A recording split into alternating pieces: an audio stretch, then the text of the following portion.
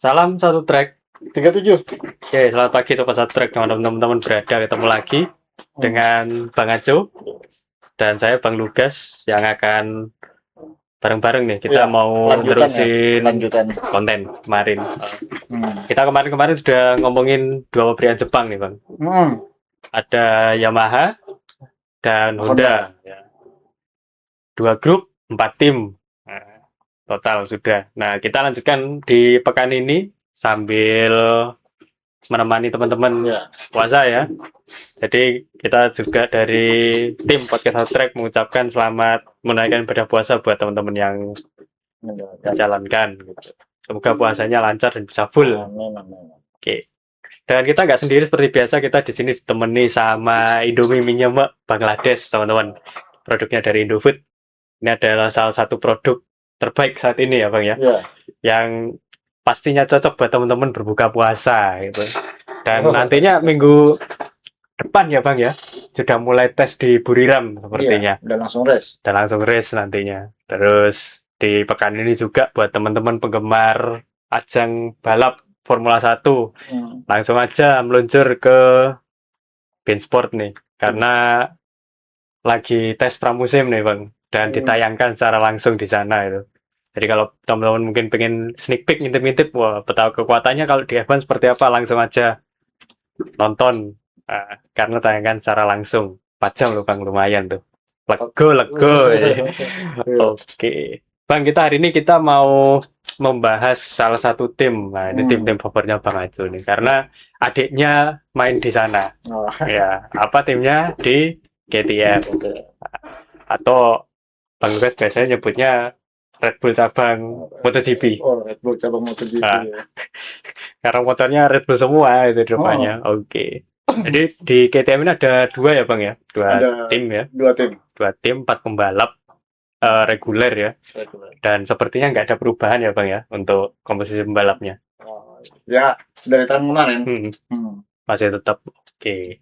Overall kita mau ngelihat dulu nih beberapa cuplikan, mungkin buat teman-teman yang lupa ya, kita segerin lagi hasilnya uji coba di Sepang kemarin untuk KTM gitu. Dan kita mulai aja dari FP1 di hari pertama ya.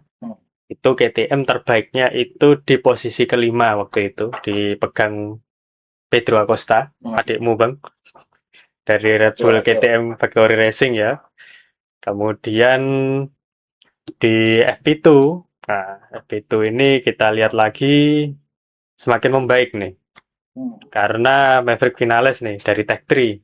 Nah, ada di posisi ketiga, pas di bawahnya Dijia, bawahnya Ducati nih. Nanti teman-teman yang sudah nggak sabar Ducati, tunggu aja. Terus di hari berikutnya di FP3 itu lagi-lagi Aco nih, di posisi keempat, tepat di bawahnya Dijia lagi. Kemudian di FP4 di hari kedua juga itu lagi-lagi Maverick Vinales, si Top Gun nih, di posisi ketiga, naik lagi. Undi terus ya, sama Vinales ya. Berarti ini kayaknya motornya undi juga ini kayaknya. Kurang lebih pasti. Kemudian kalau kita cek di hari berikutnya nih, ini agak merosot sebetulnya. Karena Aco hanya bisa finish di posisi ke-8, tepat di bawahnya Raul ya, dari Trackhouse Aprilia. Kemudian di sesi yang terakhir di hari ketiga, kalau kita lihat di sini KTM terlihat lagi di posisi kelima. Nah, ini ya ternyata ya. Undi dengan KTM Factory-nya Binder di posisi ke-6. Nah, tapi masih ada di bawah-bawahnya Ducati seperti itu. Oke, lihat hasil dari FP1 up to FP6 nih Bang, sampai FP6. Apa yang Bang Ajo lihat di dua tim grup KTM ini? Ya, secara keseluruhan dia ada di 10 besar ya. 10 besar. Selama tiga hari ada 6 sesi gitu. Selama 3 hari. Memang kalau kita lihat KTM ini mulai tahun-tahun sebelumnya juga mempertegas, dalam artian dia ada di posisi antara middle, ya kan, di tengah-tengah lah. Ya nggak juga terpuruk, nggak juga mendominasi. Oke. Jadi makanya kalau saya lihat permasalahan atau peta kekuatan sebenarnya kalau di KTM ini yang kita tahu di awal tahun 2025 ini kan permasalahannya finansial. Oke, masalah duit. Iya, masalah finansial di awal tahun kemarin. Sampai akhir tahun akhirnya ada suntikan dari Bajai. Di awal tahun ini juga kelihatan bukan membaik sih, dalam artian ya rada mendingan lah daripada di awal tahun 2025. Nah, kalau dilihat paketan motor KTM sendiri sebenarnya bagus. Terbukti kok sampai detik ini belum ada yang bisa memecahkan rekornya top speednya Binder pada waktu seingat saya di Mugello. Musim lalu ya? Bukan, musim dia ada 2 tahunan yang lalu. 2 tahun yang lalu, 2023 apa kurang lebih ya. Nah, nanti bisa dikoreksi sendiri lah. Jadi secara keseluruhan KTM ini memang paket motor yang menurut saya sudah cukup untuk di teknis. Kalau yang di lain-lain ya mungkin kayak masalah finansial atau masalah pembalap. Karena kalau dilihat juga pembalap rata-rata juga cukup baik. Ada bintang kok, ada Pedro Acosta, ada pembalap pengalaman seperti Vinales maupun Enea yang sudah pernah juara seri. Memang sampai sekarang ini kan kayak Aco sendiri belum bisa membuktikan dia juara di KTM, juara seri khususnya. Belum ada. Memang kalau untuk 10 besar atau 5 besar dari tahun-tahun kemarin KTM ini selalu ada. Selalu maksudnya konsisten di peringkat itulah. Enggak juga mendominasi, yang enggak juga terpuruk kan. Dia ada di tengah-tengah. Permasalahannya KTM selain di finansial, saya lihat kemarin juga permasalahan teknisnya cepat habis degradasi ban. Oke, degradasi ban. Nah, jadi untuk apa ya maksudnya ketahanan sampai menghabiskan lap itu KTM rada kedodoran pada di lap akhir itu. Sampai kemarin juga seperti itu, sampai akhir musim kan akhirnya permasalahannya di ban. Bahkan kalau kita cek data telemetri musim kemarin rata-rata Aco aja dia baru top speednya sampai di lap-lap akhir menjelang akhir balapan. Iya. Jadi untuk kekuatan atau ketahanannya dia si motor ini untuk sampai melahap lap di atas 20-an lebih itu sudah ngoyo. Bukan motornya sih, maksudnya yaitu tadi si ban ini kok cepat habis, kok beda dengan pabrikan-pabrikan lainnya. Makanya itu terus kan yang diriset sama si KTM. Dia sudah banyak sampai kemarin juga pas tes di Sepang tuh beberapa kali dia punya aero bola-balik ganti untuk supaya si ban ini tetap awet sampai menjelang balapan. Banyak dia kasih simulasi berapa lap itu simulasi balapan, simulasi sprint, gonta-ganti aero, masih belum ketemu settingan yang pas. Nah, makanya si KTM sendiri kalau untuk mengoprek mesin dia kayaknya enggak. Jadi bagian-bagian aero mungkin elektronik yang di utak-atiknya untuk tahun ini. Karena ya itu tadi yang kita tahu dia permasalahan sebenarnya masih sama di Michelin-nya. Oke, di bannya. Itu masalah teknis ya, masalah teknisnya itu. Makanya PR ini juga belum ketemu sebenarnya sama KTM. Apalagi nanti untuk tahun depan sudah berubah semua, sudah nggak pakai Michelin, pakai Pirelli. Sudah pakai Pirelli. Makanya si KTM ini sendiri, kalau saya pribadi yang improve akhirnya si pembalap. Iya. Ya kan, entah nanti gaya balapnya yang dirubah. Karena belum sampai detik ini belum ada ketemu tes Sepang kemarin. Nggak tahu nanti di Thailand ya. Mudah-mudahan aja bisa cepat ketemu permasalahan. Karena selama ini pembalap-pembalap yang kita tahu ada Vinales, ada Enea, ada Binder, apalagi ada Aco. Itu pembalap-pembalap yang menurut saya sudah pembalap yang di atas. Jadi KTM ini nggak sedikit ya, jauh beda dengan Yamaha ya Bang. Kalau Yamaha kemarin kita bahas ada pembalap yang gendong tim. Iya. Nah, kalau di KTM ini nggak ada, cuma rata. Kayak hampir sama. Cuman memang kemarin itu yang dilihat sebelum adanya Acosta masukin kan si Binder.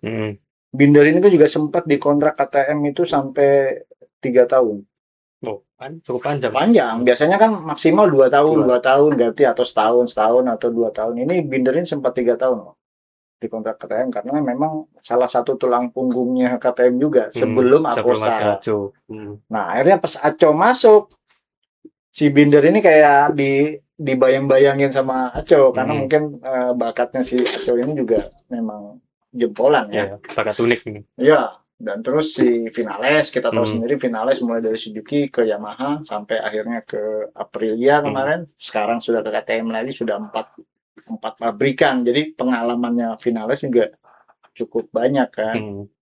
Enea juga di Ducati kita lihat sendiri kemarin beberapa kali dia juara seri di Gresini. Makanya KTM ini kurang apa? Yaitu tadi kalau dilihat secara paketan motor dan pembalap ini sudah cukup lah, cukup Oke. bisa bersaing pastinya.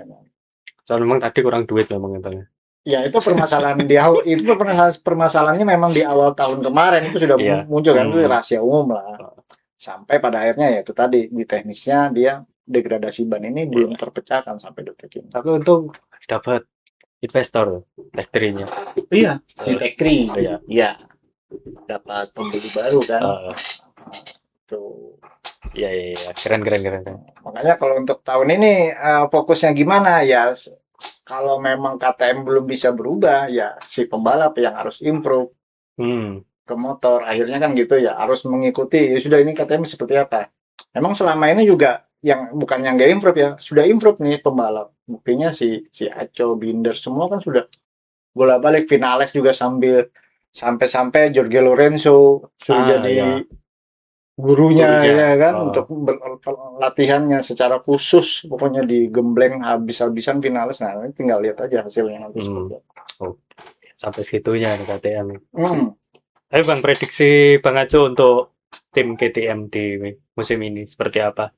Kira-kira apakah nanti improve, ada perbaikan? Kemudian kalau untuk posisinya nanti kira-kira di papan mana? Silakan Bang Aco. Ya, kalau posisi ya kurang lebih sama kayak tahun kemarin. Cuma mungkin tahun ini ada kesempatan ya.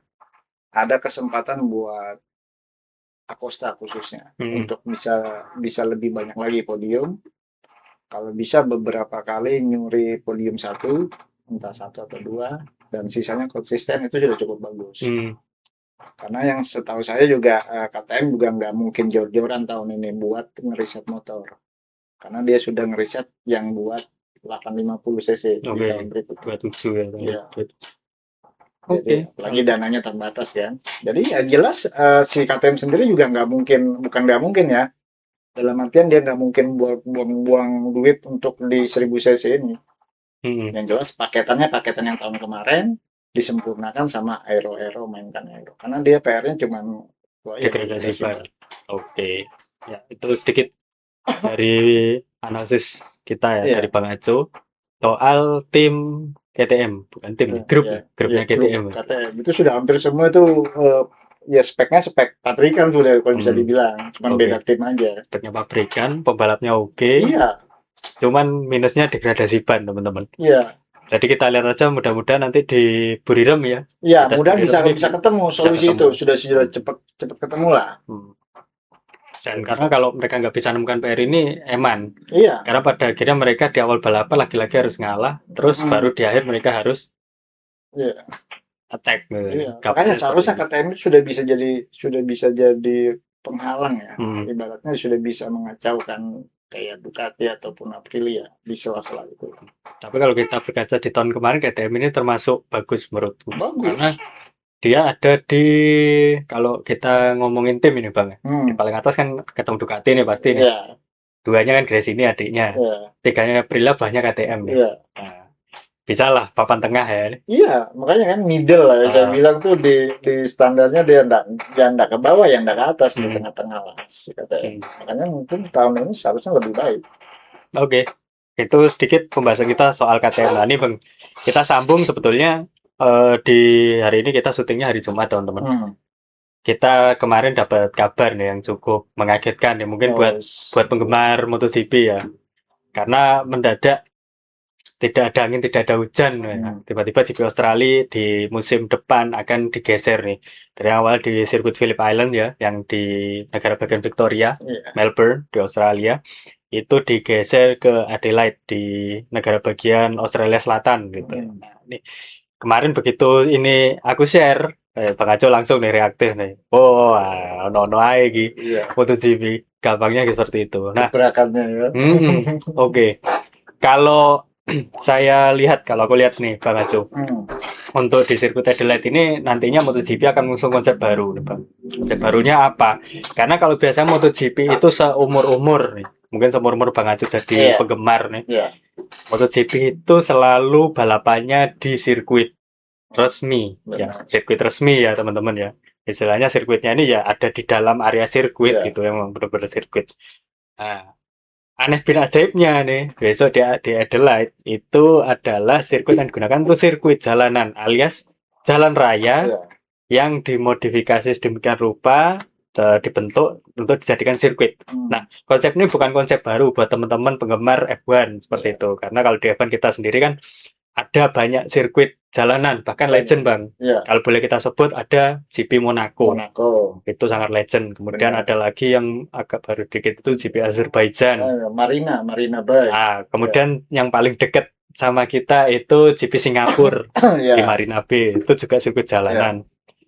Terus seingatku ya 3 itu ingat saya. Street circuit. Yang ini nanti bakal juga diterapkan di MotoGP 2027 di Adelaide di Australia Selatan. Nah, ini aku pengen tanya nih, Bang Aco sebagai penggemar yang cukup lama di MotoGP, tanggapannya setuju apa enggak? Enggak. Oke, kenapa enggak? Karena Phillip Island itu sudah identik dengan MotoGP. Jadi orang kalau ke Australia nonton MotoGP-nya di mana? Pasti di Phillip Island. Pasti di Phillip Island. Ya. Sebenarnya yang Adelaide ini kan awalnya kan setelah ini kan kontraknya sudah habis nih kebetulan ini. Kenapa rame Phillip Island ini ganti? Kontraknya tuh semenjak tahun 2016 kan perpanjangan kontrak 10 tahun ke depan. 10 tahun, ya.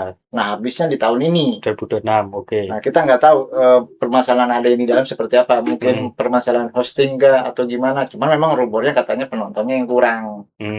Makanya si penyelenggara ingin memindahkan sebelum Adelaide ini. Kemarin saya baca itu ada yang ini di Victoria. Itu Melbourne juga. Tapi kan kalau di Phillip Island ini kan pinggirnya.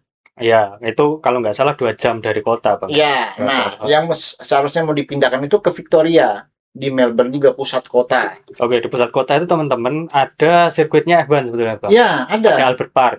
Nah, ya itu maksudnya. Itu di Victoria itu. Ya, di Victoria. Nah, itu juga. Nah, cuman dia menolak.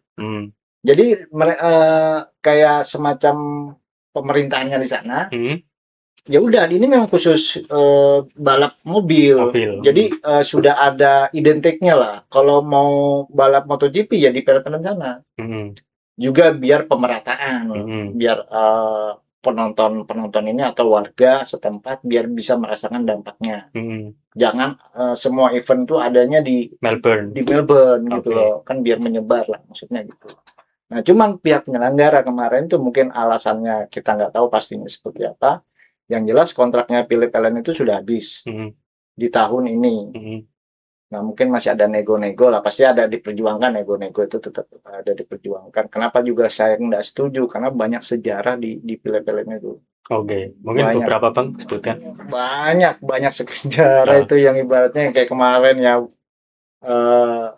Ya cukup seru lah, cukup seru di situ pastinya banyak momen-momen yang kalau saya rasa semua pembalap menikmati ya balapan di Phillip Island. Karena kita tahu sendiri Phillip Island itu sirkuit yang sangat-sangat mengalir, cepat.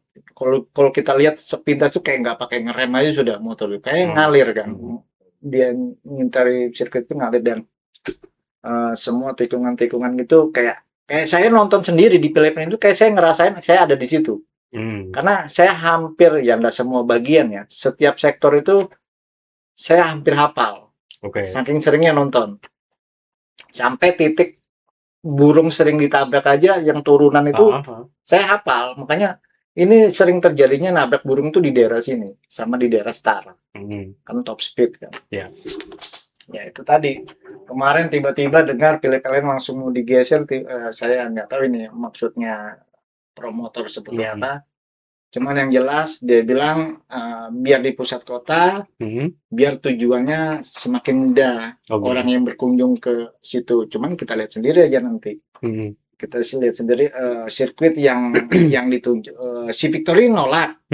Yang ditunjuk Adelaide. Nah, itu apakah siap untuk menyelenggarakan MotoGP? Oke. Karena kan beda. Kalau mobil mungkin run off-nya atau tempat dia, kalau misalnya nih si kendaraannya jatuh, run off-nya itu kan ada tempat jarak lah. Panjang. Ya. Kalau di mobil kan mepet-mepet kayak Monaco sendiri, tahu sendiri mepet-mepet kan? Oh, banget. Ya kan? Setelah run off-nya nggak ada bahkan. Ya kan? Kalau di MotoGP kan wajib itu harus ada. Nah, apakah nanti di Adelaide ini bisa membuat seperti itu? Karena tahu sendiri MotoGP itu tingkat resikonya tinggi sekali. Tinggi, betul. Dan ini ya, Adelaide ini kalau kita lihat sejarahnya sepertinya belum pernah menyelenggarakan jadi tuan rumah lah, jelas jadi tuan rumahnya MotoGP. Iya. Karena MotoGP setahu saya selain di Melbourne dulu pernah ke Sydney kayaknya Bang ya. Tapi lama itu. Lama. Makanya nih, apakah rumor ini hanya gertakan atau gimana? Atau mungkin gebrakannya Liberty ini. Apa gebrakannya si Liberty? Makanya ini, jadi mungkin maksudnya Liberty ini kan untuk mempermudah penonton, viewernya dia yang menonton langsung, memanjakan penonton supaya nggak jauh-jauh datang ke Phillip Allen, ya kan? Tapi kan tidak dinikmatin sama pembalap akhirnya sirkuitnya. Belum tentu kan pembalapnya suka sama sirkuit yang baru ini, belum tentu loh ya. Mungkin ada sebagian yang suka, ada enggak. Tapi kan tidak menikmati seperti dia balapan di Phillip Allen, benar. Kan gitu. Takutnya penontonnya oke banyak, tapi si pembalap tidak menikmati balapan di sirkuit baru. Oke. Dan itu nanti baru bisa kita lihat nanti di tahun 2027. Iya.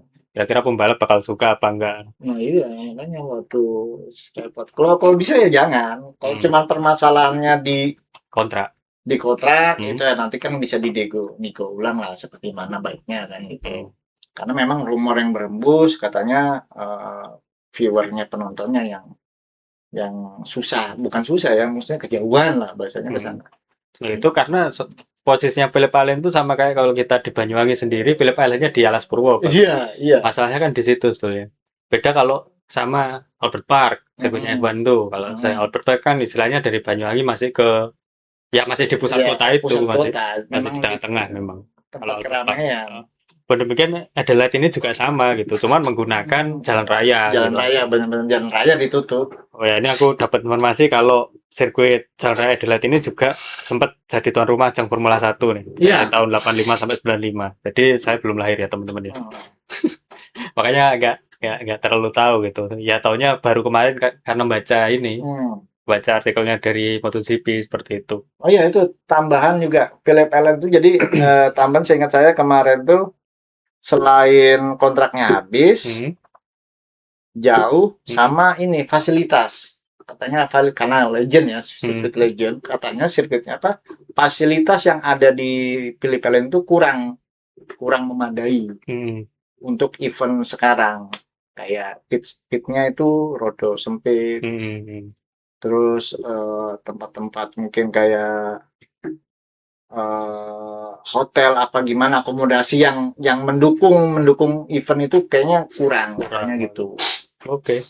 Kayaknya kalau permasalahannya itu kan tinggal pemerintah aja. Katanya si Victoria juga siap mendukung kok.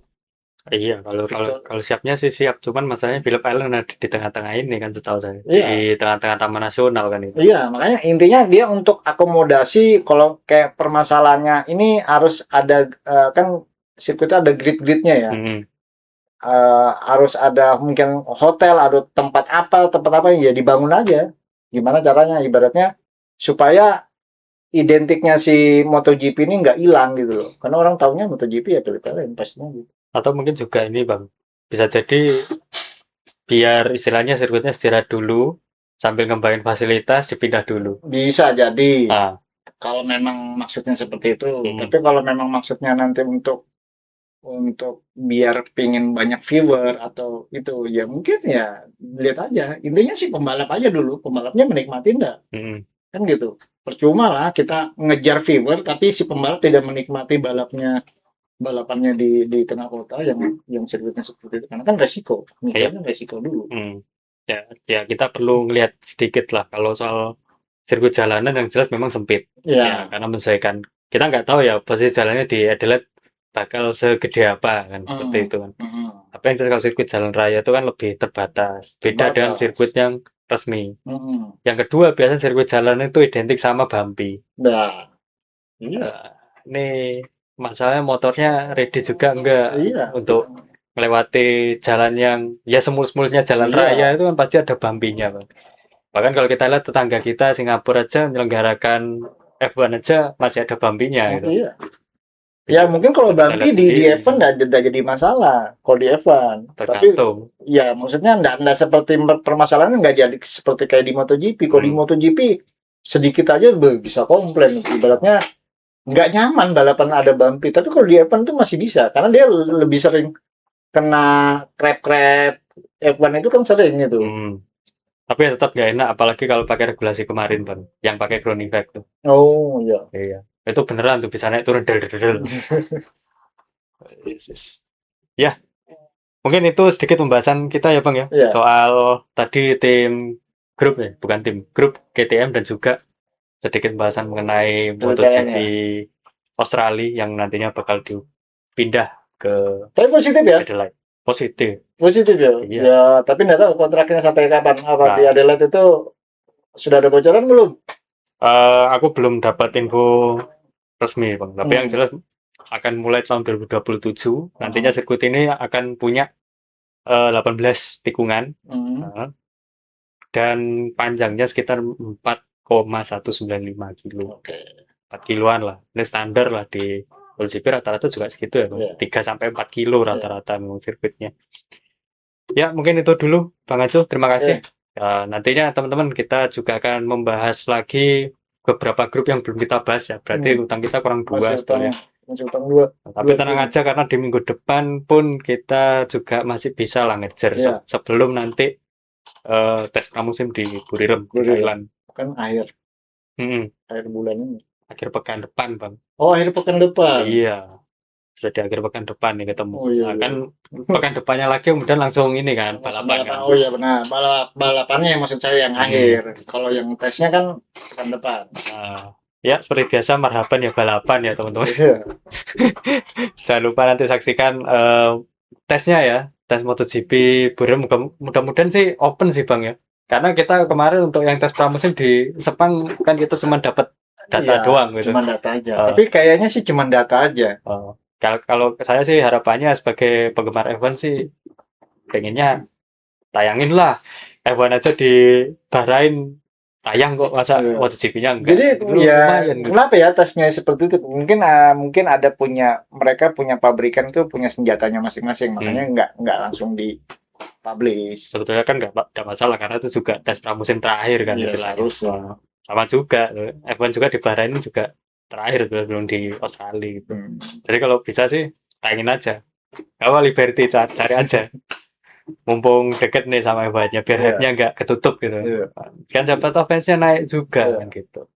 Oke teman-teman, aku juga agak lupa ingetin teman-teman buat nanti teman buka puasa nih ada Bisa. Indomie Bangladesh nih dari Indofood yang bisa langsung teman-teman rebus aja dan sesuaikan sendiri kuahnya ya Iya. kan sesuai selera. Yang jangan lupa dikasih sedikit lauk lah ya, kayak telur kayak gitu ya Bang ya. Iya. Sayur-sayuran. Sayuran gitu. Cocok. Buat buka puasa nanti. Buka puasa, buat sahur juga. Sebenarnya buat sahur. Oh, buat Kalau sahur ya. kayak gini buat sahur, karena Oke. kalau sahur itu saya rada ngantuk, jadi makannya nggak usah terlalu berat-berat. Jadinya yang kayak gini cocok. Kadang kalau mau masak lagi juga males. Iya. Gitu. Oke. Oke Bang Acu, terima kasih. Langsung aja nanti kita ketemu lagi di episode selanjutnya. Kita nanti di episode selanjutnya mau bahas tentang grupnya Aprilia. Aprilia dan Regos nih nanti yang akan kita bahas. Ketemu lagi besok ya Bang ya? Insya Allah Sabtu pagi ya. Sabtu pagi. Okay. Nah, nanti kalau teman-teman tanya Bang tanya kapan, tenang aja Senin. Yeah. Nah, tunggu aja di hari Senin nanti soal Ya, kalau yang hari ini kita tayangkan langsung besok Siap. di hari Sabtu. Oke, makasih Bang Acup. Kita tutup berbiasa. Salam satu track.